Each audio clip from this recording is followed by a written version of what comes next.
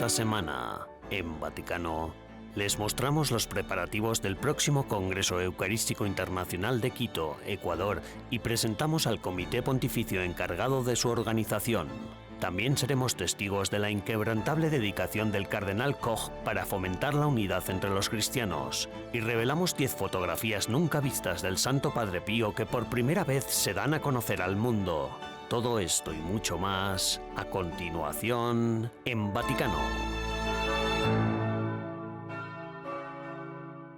Siendo Roma la ciudad eterna, es la ciudad de los mártires, es la ciudad del Papa. Por eso, para muchos católicos es un sueño celebrar junto al Santo Padre, verlo presidir las misas. Es una experiencia muy conmovedora. Miles de peregrinos acuden a Roma durante la Semana Santa para celebrar la muerte y resurrección de Jesucristo. El Triduo Pascual es la cúspide del año litúrgico católico y comienza con el Jueves Santo. El Papa Francisco presidió una misa crismal en la Basílica de San Pedro en presencia de casi 2000 sacerdotes, obispos y cardenales. En su homilía, el Santo Padre animó a los sacerdotes a volver la mirada al Señor crucificado y abrazar la compunción, una perforación del corazón que evoca lágrimas sanadoras de arrepentimiento. Ma è una puntura benefica che brucia dentro e guarisce perché il cuore, quando vede il proprio male e si riconosce peccatore, si apre, accoglie l'azione dello Spirito Santo, acqua viva che lo smuove, facendo scorrere le lacrime sul volto. Manteniendo una costumbre que practica desde el inicio de su papado, el Papa Francisco celebra el Jueves Santo la Misa de la Cena del Señor en la cárcel de mujeres de Revivia, en Roma, lavando los pies a 12 reclusas.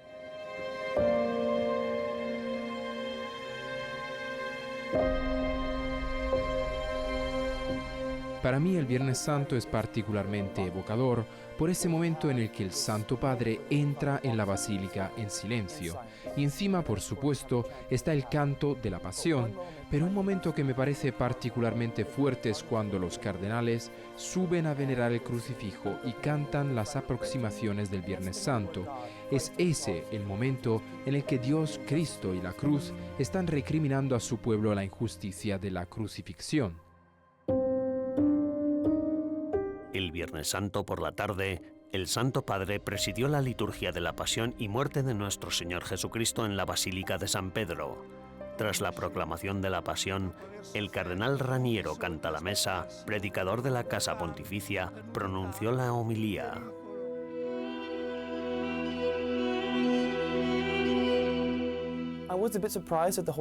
Me sorprendió un poco que el Santo Padre no asistiera al Via Crucis, habiendo estado en San Pedro para la liturgia del Viernes Santo. Parecía estar de buen ánimo y en buena forma. Obviamente ha estado luchando contra algunos problemas de salud en los últimos 2 meses, con una inflamación pulmonar crónica y teniendo en cuenta que se trata de 3 días muy intensos. Puedo entender por qué la oficina de prensa de la Santa Sede habría querido extremar la precaución, sobre todo porque se estaba preparando para la vigilia pascual y para el domingo de Pascua. Incluso sin la presencia del Papa en el Vía Crucis, 25.000 personas acudieron a participar en las oraciones ante un impresionante telón de fondo. El sábado por la noche, el Santo Padre presidió la tradicional misa de la Vigilia Pascual en la Basílica de San Pedro. Inspirándose en el relato evangélico de las mujeres ante la tumba vacía, el Papa Francisco recordó a los fieles que, diciendo sí a Cristo, ninguna piedra bloqueará el camino hacia nuestro corazón. Ecco la Pasqua di Cristo. Ecco la forza di Dio. La vittoria della vita sulla morte, il trionfo della luce sulle tenebre, la rinascita della speranza dentro le macerie del fallimento. En la mañana del domingo de Pascua, el Papa Francisco celebró la Santa Misa en la Plaza de San Pedro en presencia de unas 30.000 personas. Tanto el Viernes Santo como el Sábado Santo vimos al Papa hablar sobre la noción de que la resurrección de Cristo no es en última instancia una derrota, sino un triunfo. Lo que quiso subrayar es que no podemos ceder a la angustia, no podemos ceder al abatimiento, hemos de vivir una vida auténtica, la vida nueva que viene a través de Cristo. Para concluir el programa de las celebraciones pascuales de este año, el Papa pronunció la tradicional bendición Urbi et Orbi, rezando especialmente por las víctimas de los numerosos conflictos en todo el mundo, así como por las del aborto y el tráfico de seres humanos.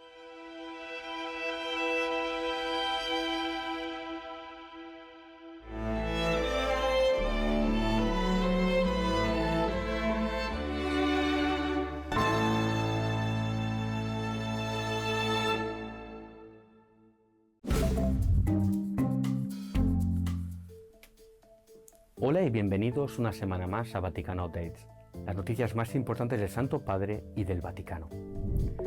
El Papa Francisco escribió una carta a los cristianos de Tierra Santa, expresando su solidaridad con una comunidad que continúa sufriendo en medio de la guerra entre Israel y Hamás. Enfatizando su afecto paternal, el Papa se unió a la población asediada, compartiendo sus sufrimientos y luchas. Francisco escribió: abrazo a aquellos más afectados por la tragedia sin sentido de la guerra, los niños privados de futuro, aquellos que lloran y están viviendo el dolor, y todos aquellos que se encuentran en medio de la angustia y el desconcierto.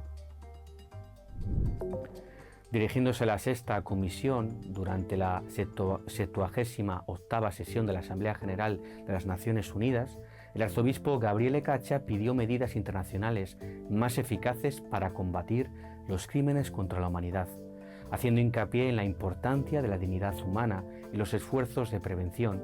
Monseñor Caccia, observador permanente de la Santa Sede ante las Naciones Unidas en Nueva York, subrayó el papel esencial de la dignidad humana, fundamento de todos los derechos humanos en la lucha contra los crímenes a la humanidad. En el 5º aniversario de la exhortación apostólica Christus Vivit, el Papa Francisco invita a los jóvenes a hacer oír su voz mientras dan testimonio ante todos de la alegría nacida de la amistad con Jesucristo. En su mensaje, el Santo Padre invita a todos los jóvenes a caminar con Jesús como un amigo y a compartir con él todas las alegrías y esperanzas, los problemas y luchas. La exhortación apostólica Christus Vivit fue escrita por el Papa Francisco hace 5 años tras el Sínodo de 2018 sobre los jóvenes, la fe y el discernimiento vocacional. El pontífice invita a todos a rezar por el papel de las mujeres. Francisco dice en su mensaje en vídeo: en teoría, todos estamos de acuerdo en que hombres y mujeres tienen la misma dignidad como personas, pero esto no se cumple en la práctica. Por eso el Santo Padre quiere que los fieles recen por la dignidad y el valor de la mujer, para que sean reconocidos en todas las culturas y para que se ponga fin a la discriminación que sufren en diversas partes del mundo. Gracias por ver el Vaticano Update de esta semana. Daniel Ibáñez para EWTN Vaticano.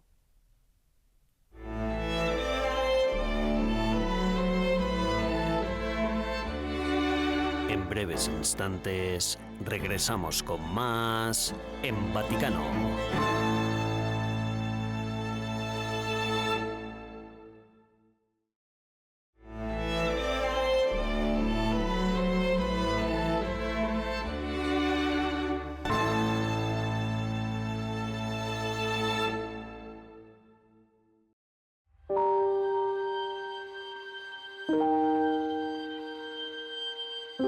L'Eucaristia è un avvenimento meraviglioso nel quale Gesù Cristo, nostra vita, si fa presente.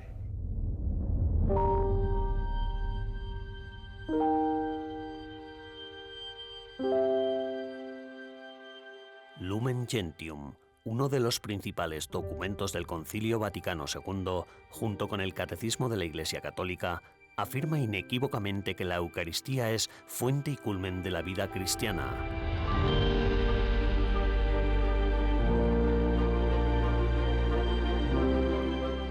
Todos los demás sacramentos están orientados hacia ella. En Roma existe una oficina vaticana dedicada específicamente a la promoción de la Eucaristía mediante la organización de congresos en todo el mundo. El padre Corrado Maggioni, su presidente, nos explica por qué. I congressi eucaristici internazionali hanno un ritmo di 4 anni, ogni 4 anni. Cada 4 años organizamos un congreso eucarístico internacional. Chiese di tutto il mondo Los fieles de todo el mundo viven unidos la celebración del misterio eucarístico. Juntos reflexionan sobre el significado que la Eucaristía tiene para el pueblo de Dios, no solo en el país anfitrión, sino para las iglesias en todos los países. Il popolo di Dio nel paese che ospita, ma per tutte le chiese. Fundado en 1879 por el Papa León XIII, el Pontificio Comité para los Congresos Eucarísticos Internacionales tiene como objetivo profundizar en el aprecio y la devoción mundial a nuestro Señor Jesucristo en su misterio eucarístico. El Padre Conrado destaca el objetivo fundacional de los congresos: trascender las fronteras nacionales para unir a los creyentes de todo el mundo en comunión con Cristo. L'Eucaristia è un evento. La Eucaristía construye la Iglesia, la forma, la hace crecer. La Iglesia está formada por hermanos en Cristo, con Cristo, para Cristo. Por eso la fraternidad es la fraternidad como camino, como vocación para curar las heridas del mundo.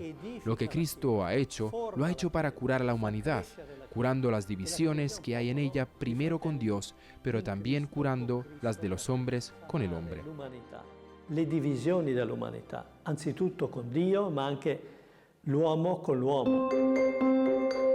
Bajo el lema Fraternidad para sanar el mundo, todos sois hermanos, el Congreso Eucarístico Internacional tendrá lugar este año en Quito, Ecuador, del 8 al 15 de septiembre. El padre Livingston Olivares, de Quito, que participa activamente en la promoción del evento, destaca el Congreso como una oportunidad fundamental para el renacimiento de la fe en su país, a pesar del complejo clima político de América Latina. Es necesario comprender la importancia de la Eucaristía porque es el Señor el que nos espera. Él nos dice en su palabra: vengan a mí todos los que estén cansados y agobiados, que yo los aliviaré. Y ha sido un tiempo de desgaste por toda esta convulsión social, política, económica, de desastres naturales, pero ahí está Jesús, Eucaristía, el que permanece. Donde hay un sacerdote existe la Eucaristía. Entonces, invitarles a todos nuestros hermanos que nos siguen a través de los medios de comunicación, de este prestigioso medio también, pues que se acerquen a la Eucaristía, que nos encontremos con Dios en la oración. De cara a septiembre, podemos extraer enseñanzas del último Congreso Eucarístico celebrado en 2021 en Budapest. EWTN informó in situ, siendo testigo de la atmósfera de reconciliación, alegría y paz que rodea el sacramento de la Eucaristía. El Congreso Eucarístico Internacional ofreció a los fieles la oportunidad de escuchar a los líderes mundiales de la Iglesia mientras desvelaban la profunda belleza y el misterio de la Eucaristía.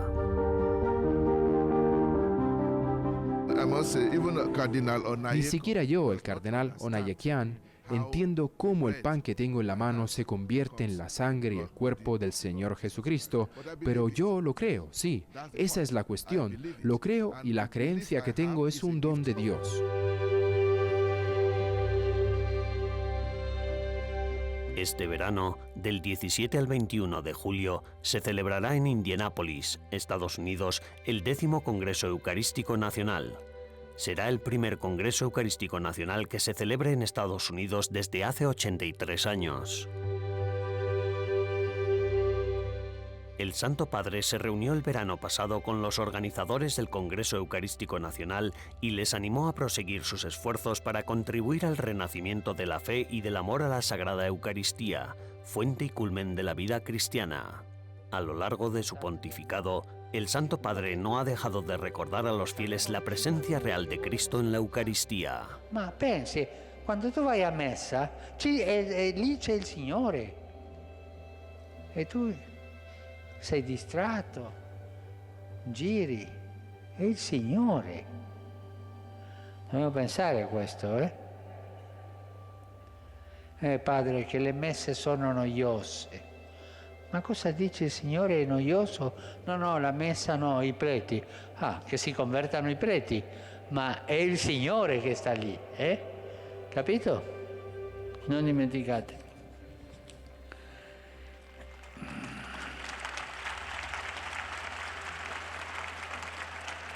Partecipare alla messa e vivere un'altra volta la passione e la morte redentrice del Signore.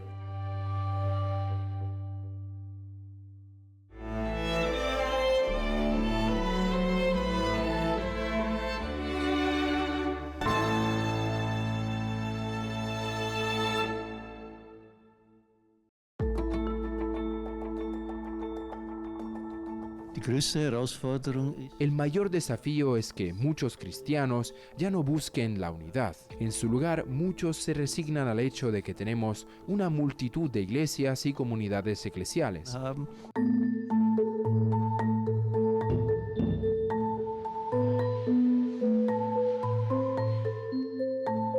La unidad de la Iglesia sigue expuesta, todavía hoy, a numerosos peligros. Las dificultades en el diálogo dentro de la comunidad cristiana no cesan de surgir. Y no solo la guerra entre Rusia y Ucrania está tensando las relaciones entre la Iglesia católica y la Iglesia ortodoxa rusa. También el diálogo con los cristianos coptos se ha vuelto más difícil desde que representantes de la Iglesia ortodoxa copta anunciaron en marzo su decisión de suspender el diálogo teológico con la Iglesia católica. Esta decisión se remonta a la publicación de Fiducia Supplicans, un documento en el que el Vaticano afirma que, bajo ciertas condiciones, algunas parejas del mismo sexo y las que mantienen relaciones irregulares también pueden ser bendecidas. El Dicasterio para la Promoción de la Unidad de los Cristianos tiene ahora mucho trabajo por delante, pero el padre Giacinte de Stivelle, que trabaja para el Dicasterio, se muestra esperanzado.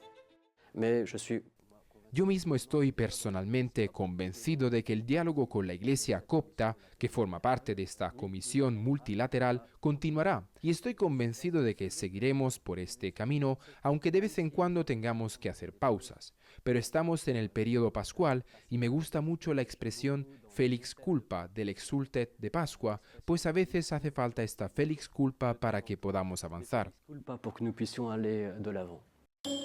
El cardenal Kurt Koch dirige el Dicasterio para la Promoción de la Unidad de los Cristianos. Koch ha sido ministro ecuménico del Vaticano durante 14 años. Para honrar las décadas de servicio del cardenal, el Instituto Romano de la Sociedad Goerres organizó un simposio de 3 días en Roma sobre unidad y singularidad, en cooperación con la Universidad Pontificia Santo Tomás de Aquino y la Universidad Pontificia Gregoriana.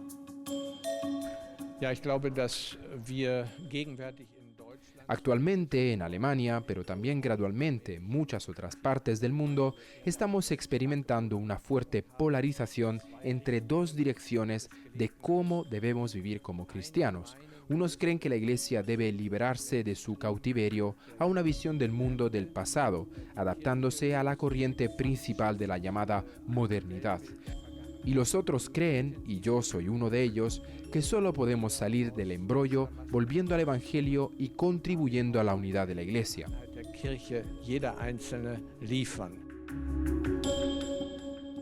Hace 5 años, el cardenal Koch dijo en una entrevista que había que evitar las divisiones dentro de la Iglesia. El camino católico es permanecer bajo un mismo techo, bajo el techo del papado, la Iglesia Universal. Esa es también la razón por la que hay tantas tensiones, tantos conflictos en la Iglesia católica. Es más fácil separarse y fundar una nueva iglesia. Creo que el camino católico es el mejor y espero que la Iglesia católica siga por ese camino dentro del conjunto de la Iglesia Universal. En mi opinión, el otro camino no tiene futuro. Das andere hat meines Erachtens keine Zukunft. Aún hoy, el cardenal Koch sigue mirando al futuro del ecumenismo con esperanza, aunque con sobriedad y racionalidad. Por cierto, el lema de los obispos del cardenal Koch está tomado de la carta de San Pablo a los colosenses y reza así: Ut sit in omnibus Christus primatum tenens, que Cristo sea antes que todo. Este lema no solo resume la labor del ministro ecuménico del Vaticano hasta la fecha, sino que también marca el rumbo hacia el futuro.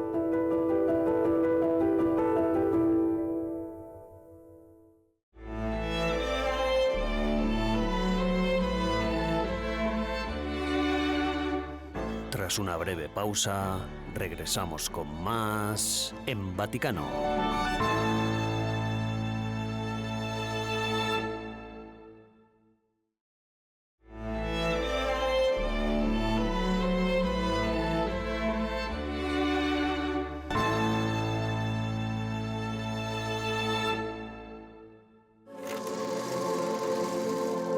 Estas son fotografías recién publicadas del Santo Padre Pío.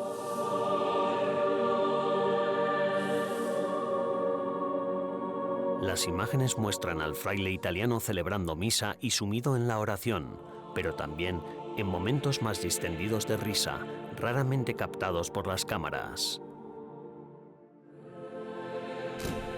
La Fundación San Pío, bajo la dirección de Luciano La Monarca, quien las descubrió al visitar el estudio del fotógrafo Elia Esteluto, ha hecho públicas 10 fotografías nunca antes vistas del santo. Había una autenticidad y una calidad de la imagen que nunca había visto antes. Cuando estuve en su estudio me quedé asombrado. ¿Cómo se puede ofrecer esto al mundo? Las 10 imágenes se dan a conocer al mundo para celebrar los 10 años de la Fundación San Pío. Tell me about these images. How do we see St. Padre Pio in a new light like we haven't before? Well, one of the pictures I was always amazed when I saw it was when Padre Pio. Bueno, una de las imágenes que siempre me ha asombrado es la del Padre Pío sosteniendo al Niño Jesús durante la Navidad. Esa foto fue tomada sin flash. La luz que entraba más allá de las estatuas era asombrosa. También tenemos al Padre Pío celebrando misa bajo una luz completamente nueva. Otra es agradable porque todo el mundo al que se la muestro dice: «¡Hey, el Padre Pío está sonriendo!». Claro, estaba sonriendo porque era un hombre. Y la forma en que te mira, pero no te mira. El Padre Pío no quería destacar, por eso no quería ser retratado. Él necesitaba dar esperanza, curación, y eventualmente necesitaba hacer milagros, muchas veces. Many times. Al crecer en Italia, Luciano siempre fue consciente de la gigantesca figura que era el Padre Pío en la Iglesia Católica, pero no le tenía una devoción especial, hasta que él y su mujer tuvieron que afrontar un momento muy difícil en su vida. Un momento que nos trajo dolor, a mi vida y a la de mi mujer, la mala noticia de que ya no podíamos ser padres. Su esposa tuvo un hijo que nació muerto, y los médicos les dijeron que lo más probable era que no pudiera dar a luz en el futuro. Fue una noticia devastadora para la pareja, y fue en ese momento cuando Luciano empezó a rezar pidiendo la intercesión del Padre Pío y de paso a conocer más sobre su vida. What was it about Padre Pio that you felt drawn to at that moment? Mientras conversaba con otras personas, fui aprendiendo algunas cosas de él que nunca me habían llamado la atención sobre cómo era realmente el Padre Pío. Sencillez y humildad. Era el abuelo que nunca tuve.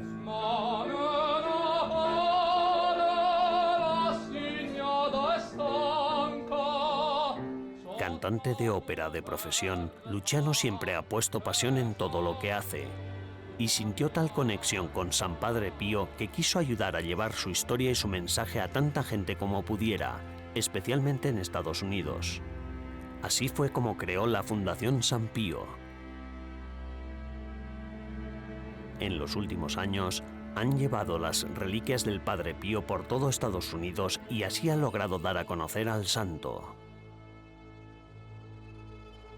How can we bring Debíamos hacer llegar al verdadero Padre Pío a aquellos cuya vida podría cambiar. Yo ahora soy un hombre diferente al que era hace 15 años y es porque él me cambió. change me?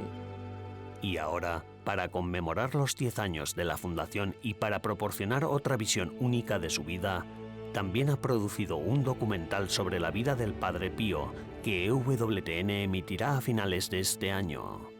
Se trata de una ocasión única y verdadera para saber quién fue San Pío en vida y a quién inspiró en tiempos futuros. With a mix of, as you say, the documentary side of it, with the experts speaking on it, the people who know the story the best. Así como la verdadera historia de los que lo conocieron, incluso viéndolo, pues hay una gran parte del metraje en el que se puede ver Padre Pío.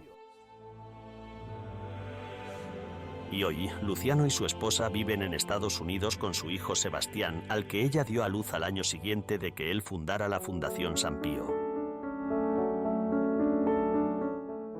Como italiano residente en Estados Unidos, le apasiona estrechar los lazos entre los dos países en nombre de San Pío, y en 2021 estableció la primera plaza dedicada al pueblo de los Estados Unidos de América en Pietrelcina, la ciudad donde nació el Padre Pío. Allí instaló el molde original de la estatua Te Abrazo, del escultor Timothy Schmaltz. Surrounding the words, the map of the United States of America in sign of protection. Y al otro lado del Atlántico, en la ciudad de Newcastle, en Pensilvania, la ciudad donde Grazio Forgione, el padre del Padre Pío, emigró hace 125 años, establecieron una plaza dedicada al pueblo de Italia e instalaron la única réplica de la estatua Te Abrazo. As we give praise to God on the occasion of the unveiling of this beautiful image of Saint Padre Pio, fundé la Fundación San Pío con el objetivo de llevar al Padre Pío a un nivel diferente que no se había alcanzado antes.